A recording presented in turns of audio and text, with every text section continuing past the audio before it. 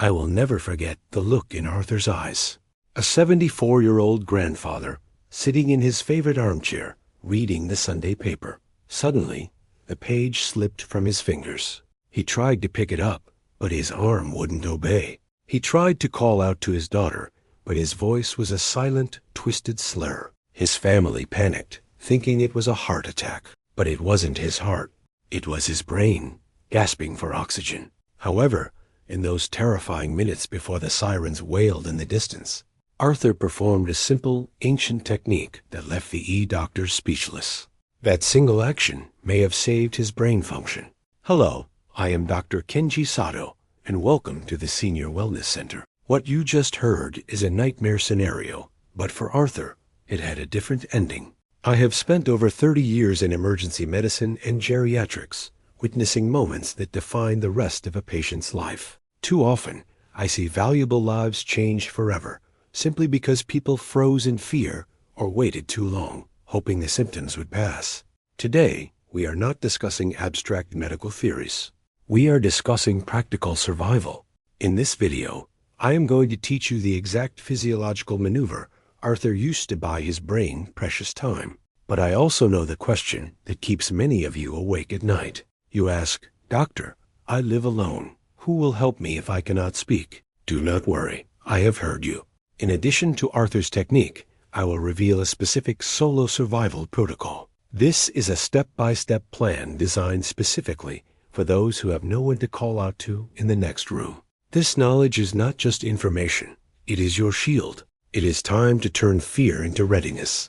Let's begin. To understand why Arthur's action was so powerful, we must first understand the enemy he was facing. A stroke is not just a medical event, it is a thief. Every 40 seconds, someone in the United States suffers a stroke. That means by the time I finish this sentence, another life has been altered. Think of your brain like a bustling, illuminated city at night.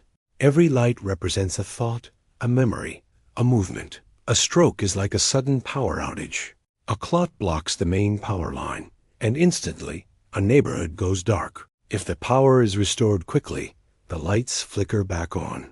But if the blackout lasts too long, the damage becomes permanent. The lights never come back. In stroke medicine, we have a saying, time is brain. Every minute a stroke is left untreated, the average patient loses 1.9 million neurons. This is why the first few minutes are not just important. They are the golden window that determines your future. But here is the tragedy I see too often. The body rarely screams before a stroke. It whispers. And we are trained to ignore whispers. You might feel a sudden, fleeting dizziness while sitting still. Or perhaps your arm feels strangely heavy, like you slept on it wrong. Maybe you try to say a word, and it disappears from your mind or comes out sounding thick. And then, just as quickly, the feeling passes. This is where the danger lies. A lifetime of resilience has taught you to be tough. You think, I don't want to bother anyone. Or, it's just fatigue, I'll sleep it off. That mindset, that quiet endurance, is dangerous. Those fleeting symptoms are not accidents. They are the body's loudest warning flares. Ignoring them is like ignoring a fire alarm because you don't smell smoke yet. When you feel these whispers, the clock has already started. You cannot afford to wait and see. You must act. And the first action you can take, right in your own home, uses nothing but gravity. This is the exact technique Arthur used. In medical terms, we sometimes refer to a variation of this as the Trendelenburg position. But for you at home, let's call it the blood shift maneuver. It is not a magical cure that dissolves a clot, but it is a powerful physiological bridge. It buys you time.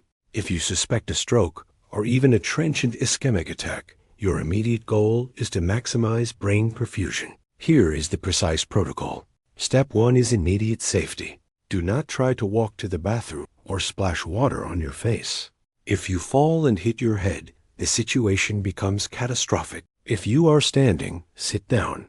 If you can, get to the floor or a sofa immediately. Gravity is about to become your best friend, but first, you must be stable.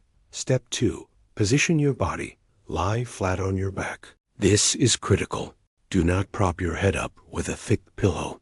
We want the path from your heart to your brain to be a straight, open highway, not a curved road restricted by a bent neck. Step 3 is the game changer.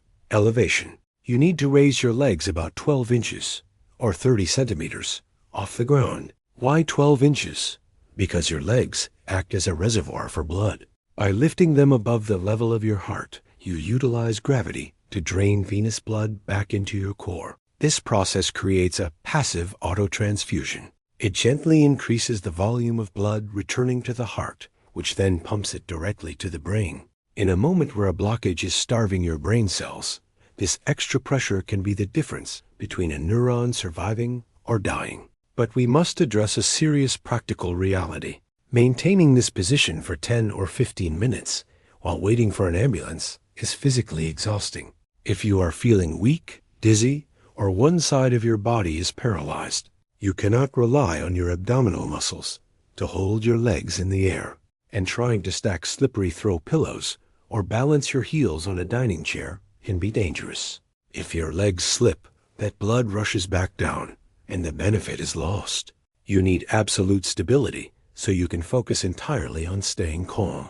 This is why I strongly recommend having a leg elevation wedge pillow in your home. Unlike a stack of cushions, a medical wedge is firm and angled precisely. It locks your legs into that optimal 30-degree incline without any muscular effort from you. It turns a physical struggle into a passive, restorative position. I believe every senior household should have one, not just for comfort, but for safety. To make sure you get the right height and density, I have curated a link to a reliable medical-grade wedge pillow in the first pinned comment below this video.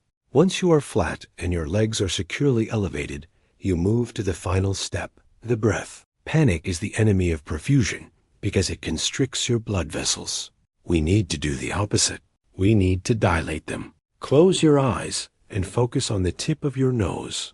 Inhale gently through your nose for a count of 4. 1, 2, 3, 4. Feel your belly rise, not just your chest. Hold that breath for a count of 2. This pause allows oxygen to transfer into your bloodstream. Now exhale slowly through pursed lips, as if you are blowing out a candle in slow motion, for a count of 6. This 4-2-6 rhythm is scientifically proven to activate the parasympathetic nervous system. It lowers your heart rate and tells your brain, we are safe. You are now in the optimal survival posture, flat, elevated, and calm. You are actively fighting for your brain function. But I can hear the question that is still terrifying many of you. Dr. Sato, this is great if I have a spouse to help me, but I live alone. Who will open the door? This is the single most common fear I hear from my patients, and it is a valid one. If you are lying on the floor performing the maneuver, you cannot get up to let the paramedics in. This fear alone causes people to delay action. They try to stay standing. They fumble with keys. They waste precious minutes. So, we need a plan before the crisis hits. This is the Solo Survival Protocol. Step 1. The moment you feel that dizziness, that slurred speech, or that heavy limb, unlock your front door. If you are near it, do it immediately. If you have a smart lock, unlock it from your phone. Eliminate the barrier. Step 2. Call for help before you lie down. Dial 911 or your local emergency number. Do not worry about explaining everything perfectly. Just say, possible stroke, door unlocked. Give your address.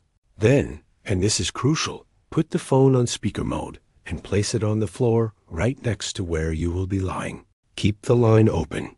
Even if you lose the ability to speak, the dispatcher can hear you breathing and will keep sending help. Now, you can safely transition into the blood shift maneuver we just discussed. Lie flat, legs up on your wedge pillow, and breathe. But there is a variable we must consider. What if the stroke hits hard and fast? What if your hands are too weak to hold a phone, or your vision is too blurred to see the screen? What if confusion sets in so quickly that you cannot remember the unlocking code or even the emergency number? In a severe stroke, fine motor skills like dialing are often the first to vanish. You might be staring at your phone, knowing you need help, but unable to make your fingers work. This is why I tell my patients who live alone, do not rely solely on a touchscreen. Technology is great, But in a medical crisis, simplicity saves lives. You need a failsafe. A medical alert system is not a sign of frailty. It is a tactical tool for independence. A wearable button around your neck or on your wrist means you don't need to find your phone. You don't need to unlock a screen. You press one button. One gross motor movement that is much easier to perform, even with a weakened hand. That single press connects you to a dispatcher who knows who you are, where you are, and has your medical history. They can send the ambulance and even tell them the door code if you have a lockbox. It removes the cognitive load when your brain is under attack. I have researched many systems to find one that is reliable, water-resistant, and simple to use. One touch saves a life. I have included a direct link to a trusted medical alert system in the pinned comment below. Please consider it your safety net. With the door unlocked, help on the way, and your body in the recovery position, you have done everything humanly possible. Now, you wait. But as you lie there, a new worry might creep in. A technical question that some of you have asked in the comments. Dr. Sato, what if it's a bleeding stroke? Won't this make it worse? We need to talk about safety. This is a critical medical nuance. Some of you have rightly pointed out that there are two types of strokes, ischemic and hemorrhagic.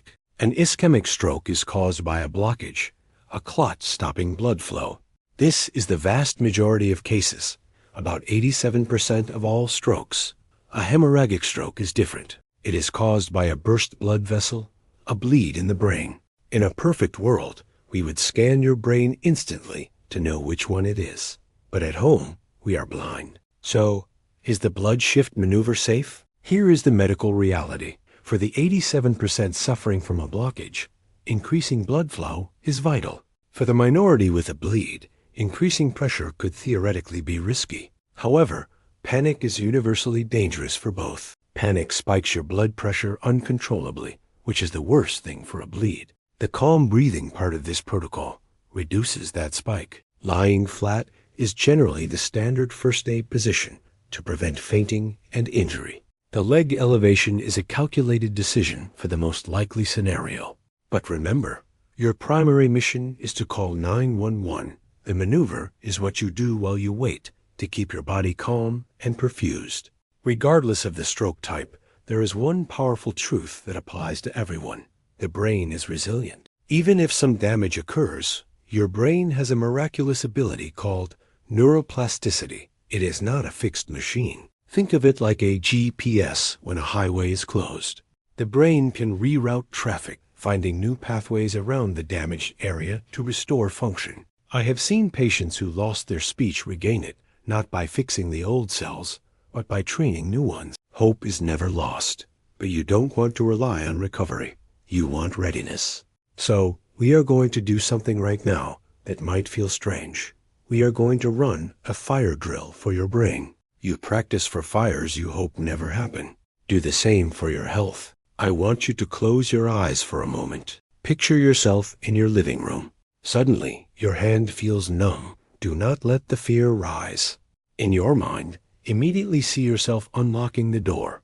Click. See yourself pressing your medical alert button or dialing 911. Possible stroke. Now, visualize lying down on the floor.